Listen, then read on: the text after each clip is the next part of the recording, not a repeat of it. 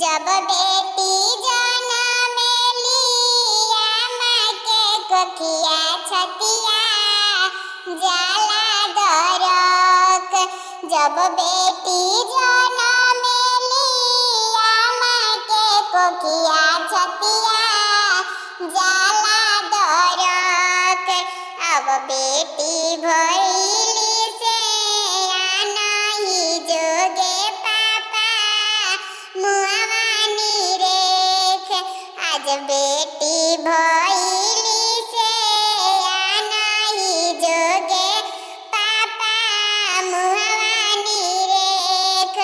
अब बेटी बिहाव जइए ससुर देशवा फाटे करेज।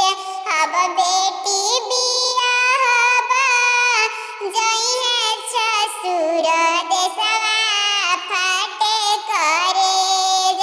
घरवा दुअरवा आज सुना होई जइए मम्मी के गोदियाई तोर।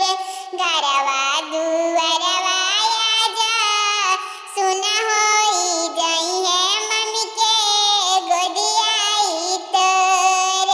देशा देशी खोजिले पैर पिरैले नाही बरवा के मिल। देशा देशी खोजिले धोतिया धुमिल भइले न बरवा नु मिल। अब बेटी नाही मिलले तोरा जैसन बरवा कैसे राखब कुंवार। अब बेटी नाही मिलले तोहरा ला सुंदर बरवा राखब कुंवार। ओइसे जन बोला बोलिया पापा हो मोरे हमरे फाटे करेज।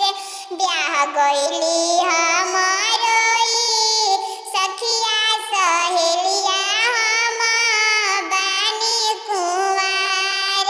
ब्याह गइली हमारही सखिया सहेलिया हम बानी कुंवार।